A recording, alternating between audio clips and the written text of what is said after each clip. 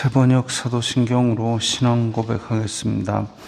저는 전능하신 아버지 하나님 천지의 창조주를 믿습니다. 저는 그분의 유일하신 아들 우리 주 예수 그리스도를 믿습니다. 그분은 성령으로 잉태되어 동정녀 마리아에게서 나시고 본디오 빌라도에게 고난을 받아 십자가에 못 박혀 죽으시고 장사된 지 사흘 만에 죽은 자 가운데서 다시 살아나셨으며 하늘에 오르시어 전능하신 아버지 하나님 우편에 앉아 계시다가 거기로부터 살아있는 자와 죽은 자를 심판하러 오십니다. 저는 성령을 믿으며 거룩한 공교회와 성도의 교제와 죄를 용서받는 것과 몸의 부활과 영생을 믿습니다. 아멘. 거룩하신 아버지 하나님 감사합니다. 간밤에도 편히 쉬게 해주시고 새벽에 기도하는 자리에 불러주시니 감사합니다. 이 시간 저희들이 마음 중심으로 주님을 경외하게 하여 주시옵소서. 예수님 이름으로 기도드리옵나이다. 아멘. 찬송가 449장입니다.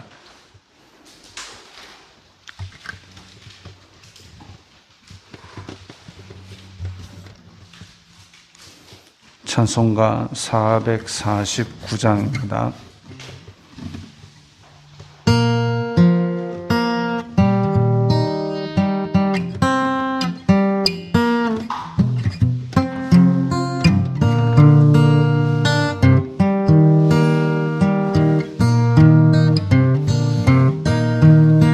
예수 따라가며 복음 순종하면 우리 행할 길 환하겠네.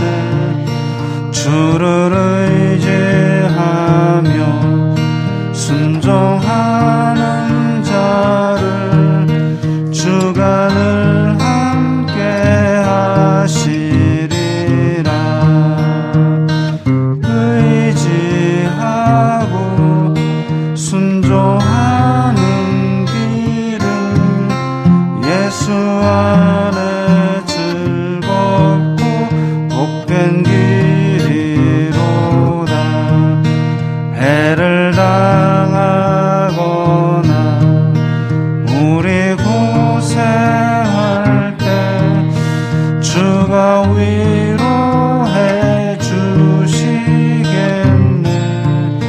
주를 의지하며 순종하는 자를 주가 함께 해 주시리라.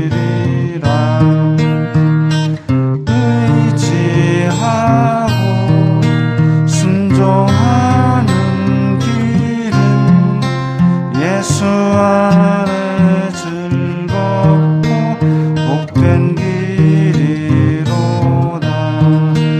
남의 짐을 지고 슬픔 위로하며 주가 상급을 주시겠네. 주를 의지하며 순종하는 자를 항상 복 내려 주시리라. 의지하고 순종하는 길은 예수 안에 즐겁고 복된 길이로다. 우리 받은 것을 주께 다 드리면 우리 기쁨이 넘치겠네. 주를 의지하며 순종하는 자를 은혜 풍성케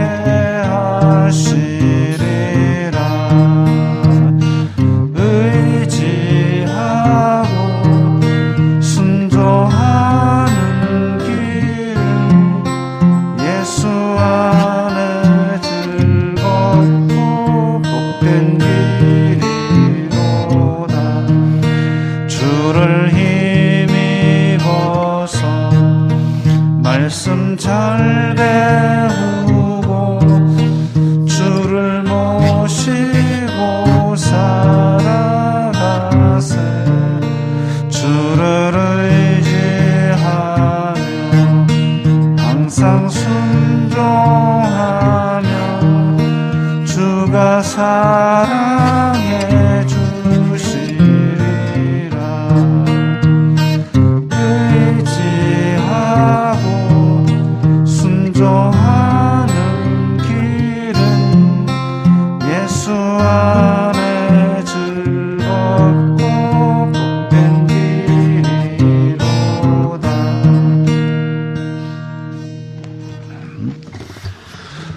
오늘 말씀은 데살로니가 후서 3장 13절부터 18절까지의 말씀입니다.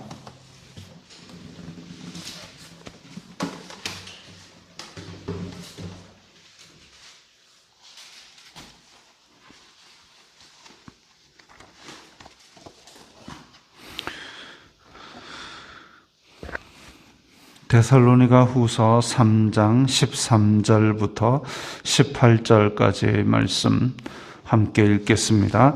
형제들아, 너희는 선을 행하다가 낙심하지 말라. 누가 이 편지에 한 우리 말을 순종하지 아니하거든 그 사람을 지목하여 사귀지 말고 그로 하여금 부끄럽게 하라. 그러나 원수와 같이 생각하지 말고 형제같이 권면하라. 평강의 주님께서 친히 때마다 일마다 너희에게 평강을 주시고 주님께서 너희 모든 사람과 함께 하시기를 원하노라. 나 바울은 친필로 문안하노니 이는 편지마다 표시로서 이렇게 쓰노라. 우리 주 예수 그리스도의 은혜가 너희 무리에게 있을지어다. 아멘. 데살로니가 후서의 마지막 부분입니다. 내일부터는 구약 성경 아모스를 보도록 하겠습니다.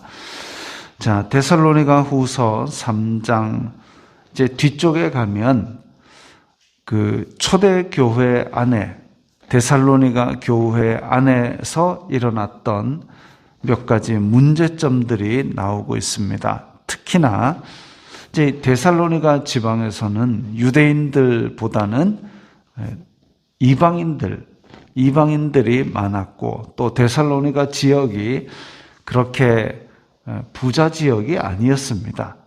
그러니까 빌립보 같이 교통의 요충지가 된다거나 아니면 고린도만 해도 고린도는 그 반도의 왼쪽과 오른쪽에서 쭉 이렇게 좁은 수로가 있어가지고 항구가 2개입니다. 항구가 2개. 지금은 이제 그 두 항구 사이를 터서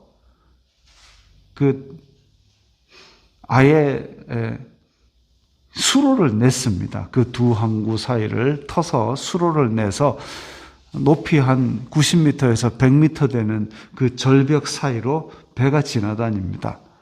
그런데 이제 사도 바울 시절에는 그 수로가 없었기 때문에 이쪽 항구, 저쪽 항구가 마주치는 지역, 이 고린도가 되다 보니까 상당히 교통의 요충지이자 우상숭배의 요충지이자 돈이 많은 동네였습니다. 그런데 빌립보나 고린도 같이 그렇게 부유한 동네가 아니라 데살로니가 지역은 이제 좀 떨어진 지역이고 그러다 보니까 이제 가난한 사람들도 많았고 근데 그 사람들이 예수 그리스도의 복음을 듣고 영접하고까지는 좋았는데 예수님이 다시 오신다더라 하는 그 말 때문에 이제 아예 세상 일도 다 내려놓고 교회에 그냥 얹혀 앉아가지고 아무 일도 안 하고 밥만 축내고 이런 일들도 있었던 거죠. 그 사람들에 대해서 데살로니가 후서에서는 게으르고 일도 안 하고 일만 만드는 사람들이라고 사도 바울이 꾸중하고 있습니다. 그리고 어떤 사람들은 사도 바울이 가르친 복음을 듣고 믿었음에도 불구하고 교회 안에서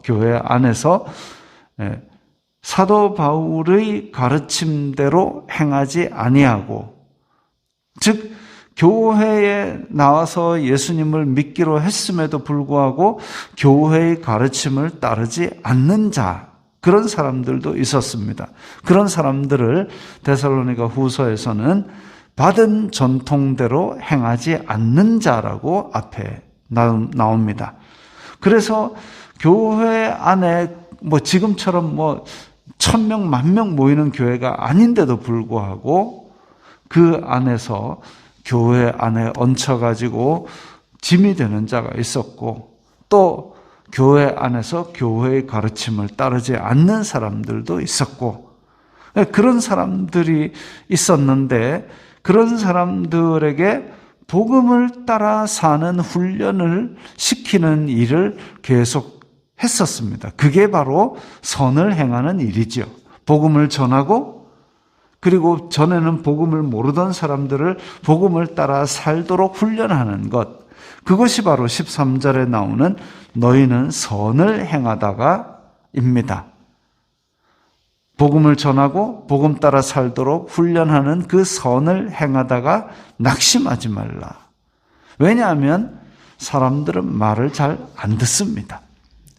사람이 원래 살아오던 습관이 있고 원래 살아오던 풍습이 있기 때문에 그것들을 하루아침에 극복하기가 쉽지가 않습니다. 그래서 서로 돌아보아 권면하고 수시로 그거는 우상 숭배했던 사람 했던 일이 아니냐, 그거 그만해야 되겠다. 아니면 그거는 사도 바울이 이야기했던 복음에 맞지 않는 삶이잖아. 그럼 그만해야 되겠다. 이렇게 서로 사랑과 선행을 권면하며 복음 따라 살도록 해야 되는데, 그러다 보면 저 인간은 지금 데살로니가에서 열심히 믿는다는데도 아직도 저게 안 되나 하고 낙심하고 실망하고 이런 일들이 있었던 거죠. 그래서 그러지 말고 선을 행하다가 낙심하지 말고, 그리고 14절에 누가 이 편지에 우리 말을 순종하지 아니하거든. 자, 그래서 복음대로 살기로 해서 교회 안으로 들어왔지만 복음대로 살지 아니하거든. 그 사람을 지목하여 사귀지 말고. 자, 이게 사귀지 말고라는 얘기는 그럼 교회 안에서 절교하라는 말이냐? 그게 아니고 아마도 이 시대에 적용되었던 권징의 한 형태였던 것으로 보입니다. 사귄다라는 말은 그때 당시에 이제 한 식탁에서 함께 교제를 나눈다, 혹은 또 한 몫을 한다, 이런 건데, 그런 사귄다라는 원뜻을 생각할 때에 아마도 교회 안의 어떤 직분을 정지하거나, 아니면 성찬 예식에 참여하는 것을 중단하거나, 이런 식의 어떤 교회 권징의 한 방편이었던 것 같습니다. 그래서 그로 하여금 부끄럽게 하라. 왜냐하면 이제 벌을 받으니까 그렇겠죠. 그러나 원수와 같이 생각하지 말고 형제같이 권면하라. 만약에 원수같이 생각한다면, 아니면 사귀지 말고 부끄럽게 하는 걸로 끊어낼 것 같으면, 그야말로 이제 이방인과 같이 생각하고 원수와 같이 생각하는데, 그게 아니라 형제같이 권면하라 그랬습니다. 형제같이 권면하라. 못 볼 사람이 아니고 뭔가 순간적으로 잘못은 했지만 앞으로 계속 같이 살아갈 사람처럼 다듬어서 아픈 부분이 교정될 시간까지를 기다려주는 거죠. 그게 형제같이 권면하는 겁니다.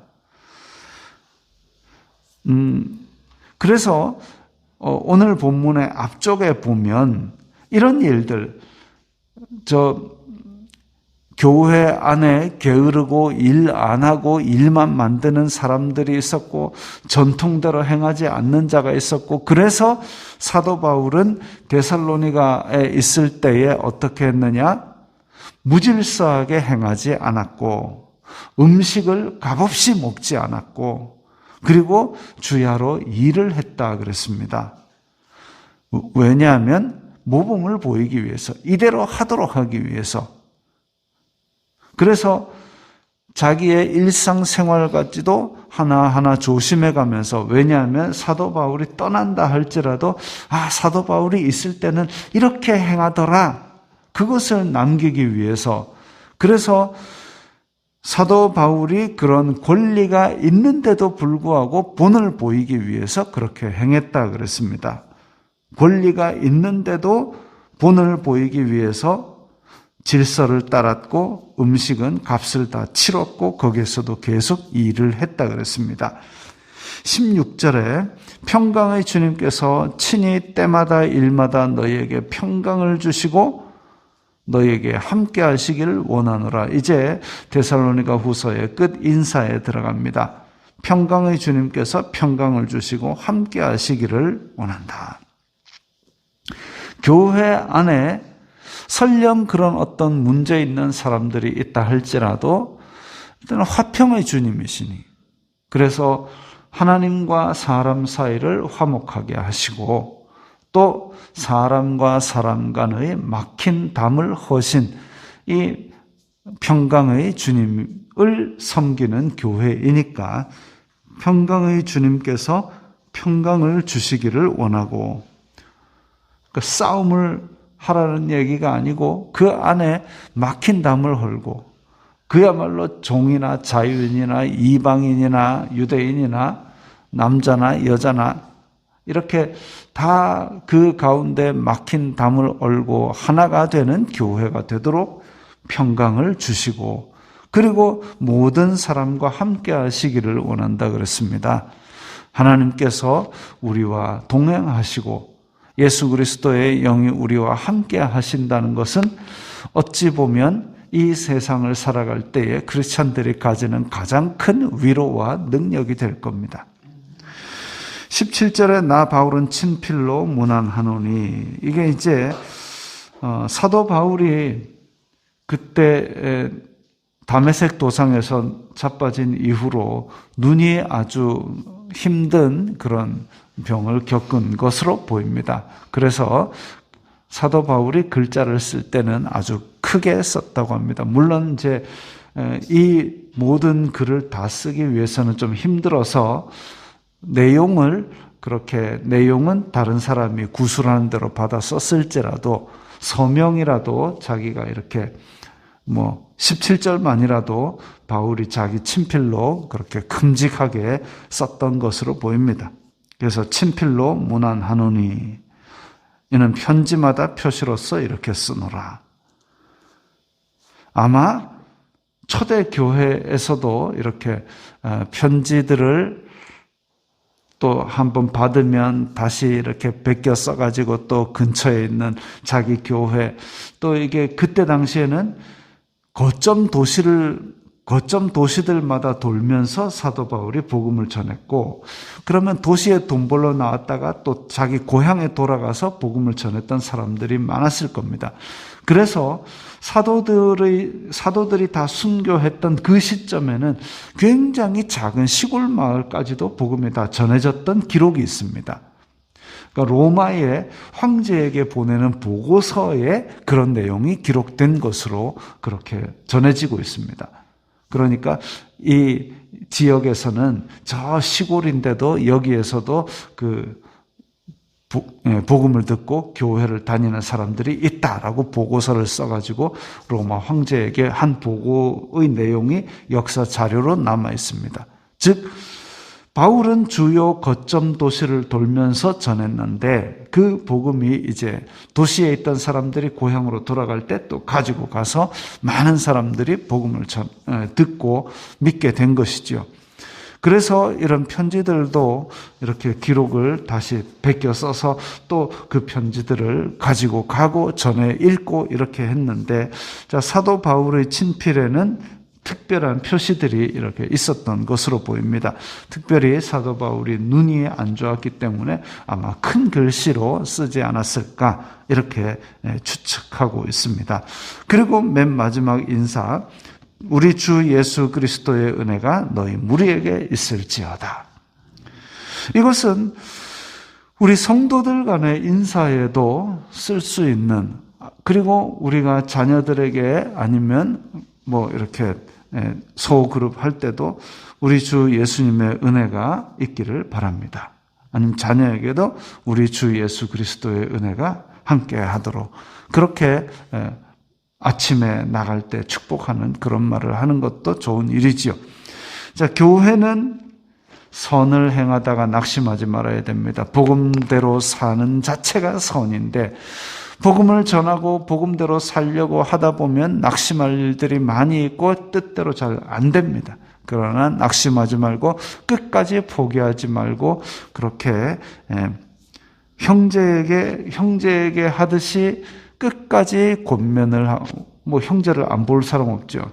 그래서 형제에게 하듯이 끝까지 권면하는, 선을 행하다 낙심하지 않는 그런 교회가 되어야 되고, 서로 간에는 평강을 주시고 함께 하시기를 구해야 되고, 또 예수 그리스도의 은혜가 있기를 서로 구하며 축복해야 됩니다. 자, 이렇게 초대교회의 신앙, 문제가 없을 수는 없죠. 사람들끼리 모였으니까. 완벽한 교회를 찾아 떠나겠다 이런 사람들인데, 완벽한 교회에 그런 사람 받아주겠습니까? 아니죠. 사람들 모여있으니까 분명히 부족한 부분도 있고 또 힘든 부분도 있을 겁니다. 그럴 때에 낙심하지 말고 서로를 축복하며 함께하는 그런 교회의 말씀을 들어야 하겠습니다. 기도하겠습니다. 거룩하신 아버지 하나님, 감사합니다. 저희들이 이 세상 사는 동안에도 주님의 복음을 따라 행하다가 낙심하지 않도록 도와주시옵소서. 함께하여 주시옵소서. 예수 그리스도의 은혜가 함께 있도록 도와주시옵소서. 예수님 이름으로 기도드리옵나이다. 아멘.